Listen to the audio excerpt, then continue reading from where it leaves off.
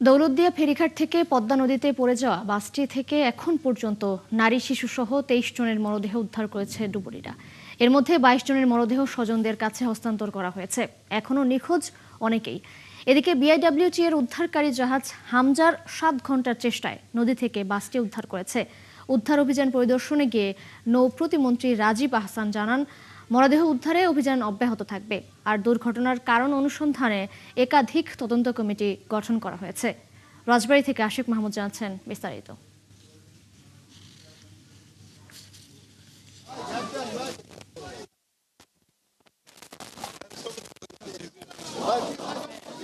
Fit গভীরে এ সময় কয়েকজন গাড়ির জানালা দিয়ে বের হতে পারলেও ডুবে যায় বেশিরভাগ যাত্রী।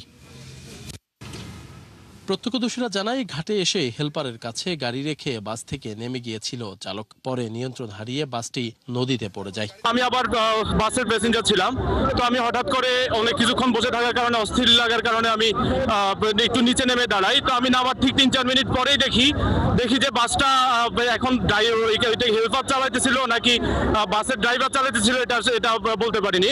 তো বাস থেকে আনুমানিক 25 থেকে 30 স্পিডে সোজা বরাবর এসে ডিরেক্টলি এসে নদীতে পড়ে গেল।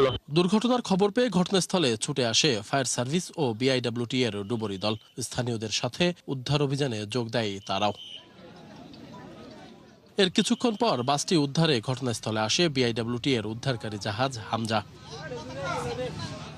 রাত যত গভীর হতে থাকে, উদ্ধারকারী জাহাজের চেষ্টায় বাসটি ধীরে ধীরে উপরে উঠতে থাকে। এ সময় বেরিয়ে আসতে থাকে একের পর এক মরদেহ। স্বজনদের আহাজারিতে ভারী হয়ে ওঠে পদ্মার পার।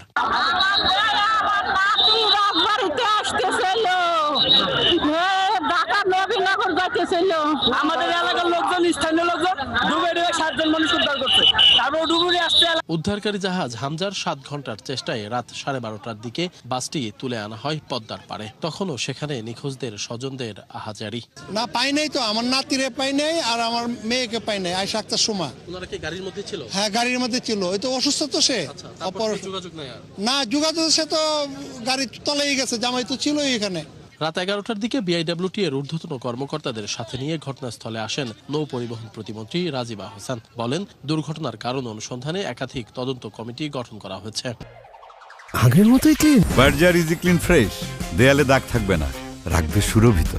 আর্থিক সহায়তা দিয়ে তো মানুষ ফিরিয়ে আনা যাবে না, যার যায় সেই বোঝে যে আসলে কি যায়। আমরা লাশগুলো দাফন করার জন্য জেলা প্রশাসন থেকে একটা আমরা 25,000 টাকা করে শুধুমাত্র দাফন করার জন্য, আর ইনস্ট্যান্ট মানে একেবারে প্রাথমিকভাবে আহত কেউ থাকলে তাকে 15,000 টাকা করে সহায়তা দেওয়া হবে। নিহতদের দাফন কাফনের জন্য সরকার তাৎক্ষণিকভাবে 25,000 টাকা দেওয়ার ঘোষণা দিয়েছেন। সেই সাথে নিহতের পরিবারের স্থায়ী পুনর্বাসনের পরিকল্পনার কথাও জানিয়েছেন মন্ত্রী।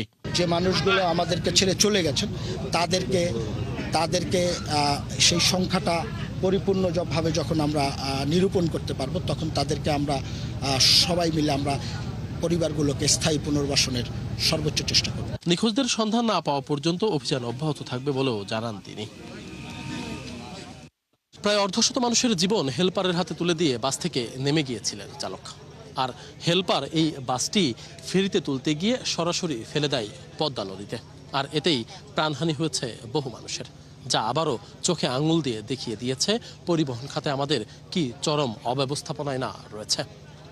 আর কত মানুষের প্রাণহানি হলে এই সড়ক এবং পরিবহন খাতের অব্যবস্থাপনা দূর হবে, সেটি এখন দেখার অপেক্ষা।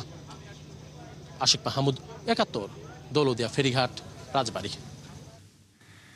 রাজবাড়ীর দৌলতদিয়া ঘাটে ফেরিতে ওঠার সময় নদীতে পড়ে যাওয়া বাস ও নিখোঁজ যাত্রীদের বিষয়ে সবশেষ খবর জানাতে আমাদের সাথে যুক্ত হচ্ছেন সহকর্মী আশিক মাহমুদ।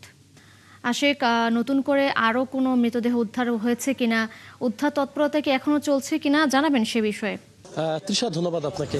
এই মুহূর্তে আমি যে ঘাট থেকেই বাসটি গতকাল পড়ে গিয়েছিল সেই ঘাটেই রয়েছে এবং সেই জায়গাটিতে উদ্ধার অভিযান চলছে সকাল থেকে। এখন পর্যন্ত আমরা যে 23 জনের মরদেহ উদ্ধারের খবর নিশ্চিত করেছি, তারপরে এখন পর্যন্ত আর নতুন করে কোনো মরদেহ উদ্ধার হয়নি এবং সেই উদ্ধার তৎপরতা কিন্তু চলছে। ফায়ার সার্ভিসের পাশাপাশি নৌবাহিনী উদ্ধার তৎপরতায় যোগ দিয়েছে এবং কোস্ট গার্ডের ডুবুরিরাও যুক্ত হয়েছে। অর্থাৎ ফায়ার সার্ভিস, কোস্ট গার্ড এবং নেভি, অর্থাৎ এই তিনটি দুইটি সংস্থার যারা ডুবুরিরা রয়েছেন তারা এই উদ্ধার অভিযান চালাচ্ছেন পদ্মা নদীর এই 3 নম্বর ফেরিঘাটে। ঠিক যে জায়গাটিতে বাসটি পড়ে গিয়েছিল সেই জায়গাটিতেই তারা আসলে ডুবুরিরা পানির নিচে আসলে খুঁজে দেখার চেষ্টা করছেন যে আর কোনো মরদেহ এই জায়গাটিতে রয়েছে কিনা। এখন পর্যন্ত আমরা কিন্তু এই জায়গাটিতে বেশ কয়েকজনের স্বজনদেরকে পেয়েছি, তারা তাদের স্বজনদেরকে এখন খুঁজে পায়নি। আমরা ধারণা করছি আরো কয়েকটি মরদেহ থাকতে পারে বা আরো কয়েকজনের কিন্তু নিখোঁজ রয়েছে, এবং সে কারণেই যারা ডুবুরির যারা রয়েছেন তারা কিন্তু আসলে চেষ্টা চালাচ্ছেন যে কোনো মূল্যে স্বজনদের যাদের স্বজনরা নিখোঁজ রয়েছে তাদের স্বজনদের মরদেহটি অন্তত বুঝিয়ে দেওয়া যায় বা মরদেহটি যদি উদ্ধার করা যায় সেই প্রচেষ্টা কিন্তু চলছে, গতকাল থেকেই চলছে, এবং ভোরের দিকে কিছুটা বিরতি দিয়ে আবার সেই উদ্ধার অভিযান শুরু হয়েছে। ডুবুরিরা কিন্তু বেশ কয়েকজন ডুবুরি ইতিমধ্যে তারা লাইফ সাপোর্ট এবং অক্সিজেন নিয়ে তারা পানির নিচে রয়েছেন, এবং আরো কয়েকজনকে আমরা দেখতে পাচ্ছি তারাও আসলে পানির নিচে যাচ্ছেন এবং তারা চেষ্টা চালাচ্ছেন সর্বোচ্চটা দিয়ে যে যাতে করে এখন পর্যন্ত যারা নিখোঁজ রয়েছে তাদের অন্তত মরদেহটা যেন উদ্ধার করা যায় সেই চেষ্টা কিন্তু অব্যাহত রয়েছে। এবং কিছুক্ষণ আগেই কোস্টগার্ডের যারা ডুবুরি তারা আসলে যুক্ত হয়েছে এবং এর পাশাপাশি নেভির যারা ডুবুরি তারা এই কাজে যুক্ত হয়েছে। একটু জানাতে চাই, জাহাঙ্গীর এবং উজ্জ্বল নামের দুইজন এখন পর্যন্ত নিখোঁজ রয়েছেন। তার স্বজনরা আমাদেরকে জানিয়েছেন যে তারা তাদের সেই স্বজনকে এখন পর্যন্ত ফিরে পাননি। এই গাড়িতে যে সৌহার্দ্য পরিবহনে যে বাসটি দুর্ঘটনা কবলিত হয় সেই বাসেই তারাও ছিলেন, কিন্তু তাদেরকে এখন পর্যন্ত কোনো সন্ধান তারা পাননি। তারা সন্ধান দাবি করেছেন এবং স্বজনরা বলছেন যে অন্তত যদি তার স্বজনদেরকে মরদেহটিও যদি বুঝিয়ে দেয়া হয় তাহলে তারা আসলে মরদেহটি নিয়ে দাফন করতে চান। এই শেষ ভরসাটা নিয়েই কিন্তু এখানকার যারা মানুষ অর্থাৎ যারা স্বজন হারানো মানুষ তারা কিন্তু এই পদ্মার পাড়ে ভিড় করেছে। আমরা ভোর থেকেই দেখছি পদ্মার পাড়ে কিন্তু অসংখ্য উৎসুক জনতার যেমন ভিড় রয়েছে, উৎসুক মানুষের ভিড় রয়েছে, পাশাপাশি যারা স্বজন হারানো মানুষ যাদের স্বজন এখন পর্যন্ত নিখোঁজ রয়েছে তারাও কিন্তু পদ্মার পাড়ে ভিড় করছেন এবং তারা জানার চেষ্টা করছেন যে তাদের স্বজনের ভাগ্যে আসলে কি ঘটেছে। কেউ ভাই খুঁজতে এসেছেন, কেউ তার স্বজন মায়েরা এসেছেন, সবাই কিন্তু আসলে তার স্বজন বা তাদের আত্মীয় পরিজনের ভাগ্যে কি ঘটেছে সেটি আসলে জানাতে চাই যে এখন পর্যন্ত 23 জনের যে মরদেহ উদ্ধার হয়েছে তার মধ্যে 22 জনের মরদেহ ইতিমধ্যে হস্তান্তর করা হয়েছে।